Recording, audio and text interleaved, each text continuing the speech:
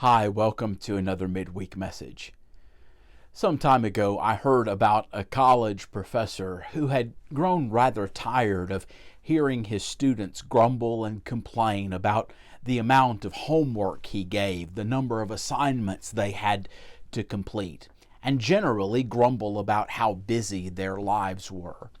And so one day he brought into class and set in front of them a large gallon glass pickle jar.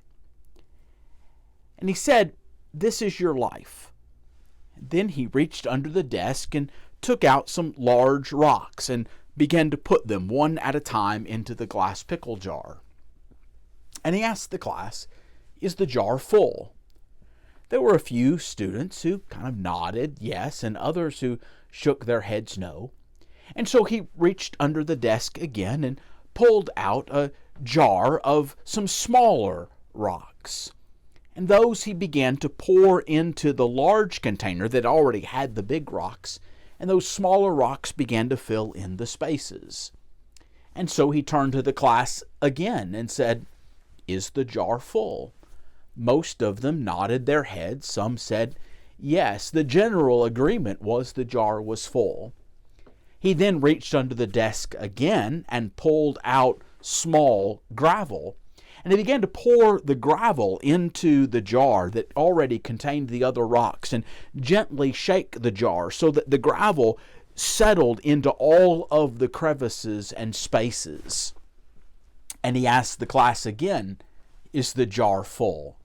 Several of them chuckled as they acknowledged that yes, the jar was full, and others, beginning to see where this was going, said no, it wasn't full yet. And so he reached under the desk again and pulled out a jar of sand and poured it in and allowed the sand to fill all of the voids and spaces in the large jar that first contained the big rocks and then the smaller ones and then the gravel. The sand filled in all of the space, it seemed. Again asking if it was full, they acknowledged yes, but perhaps more reluctantly. And then he poured out a glass of water and began to pour, and the water filled every remaining void. He then asked the class, "What's the lesson? What's the point?" One student raised their hand rather sheepishly and said, "Well, no matter how full your life seems to be, there's always room to squeeze in a little bit more." And the professor said, "Well, that might be true, but that's not really the point. The point is this: if you don't put the big rocks in first, you'll never have room." In our lives, we often find ourselves filled with smaller rocks, maybe even sand or water, and sometimes the big rocks get left out, particularly when those big rocks are those things that don't necessarily seem to yield the immediate return or to fill an immediate need in our lives. For example, sometimes our family or friends are neglected. We reason within ourselves that there'll be a time later. We'll be able to make up for that neglect somewhere down the road. Right now, the most urgent thing is our job or another appointment or perhaps our education. And we can make up the time lost with family or friends somewhere later.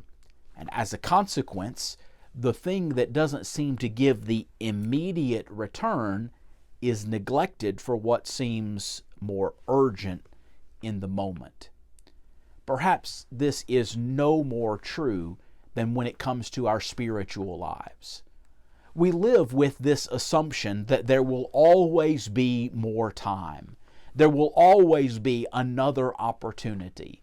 When we get a little bit older, when things settle down, once we have met our other obligations, we'll give time to God. We'll spend more time with the Bible. We'll give attention to the church. We leave out that big rock because we think we need that room for anything and everything else. We need to learn the lesson that college professor was teaching that day. If we don't put the big rocks in first, there won't be room to add them later.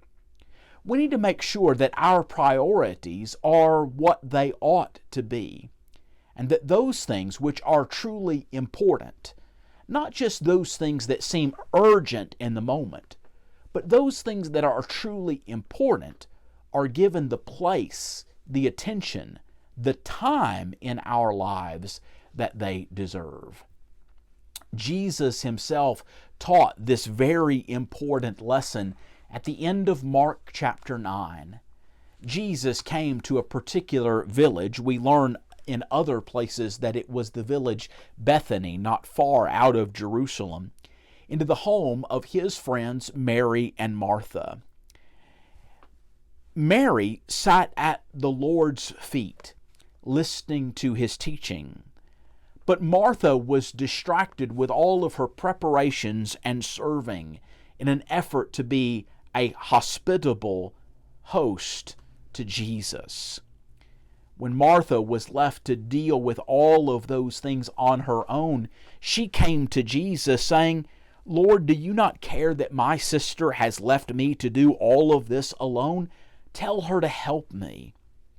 But the Lord responded saying, "Martha, Martha, you are worried and bothered about so many things, but only one thing is necessary, for Mary has chosen the good part, which shall not be taken away from her." We are far more like Martha than we probably care to admit. We are worried and bothered about so many things. As one author has said, we struggle to find Mary hearts in a Martha world. Mary had chosen the good part. It was not that it was unimportant, the things that Martha was doing, but in that moment, there was a limited and special opportunity to be at the feet of Jesus, and Mary was going to choose that which had truly lasting benefit. We need to evaluate our priorities carefully. No, our spiritual choices might not seem to have immediate consequences. They're things that might feel more urgent today, but there is nothing more important. The truth of the matter is, we might not have the time we think we do.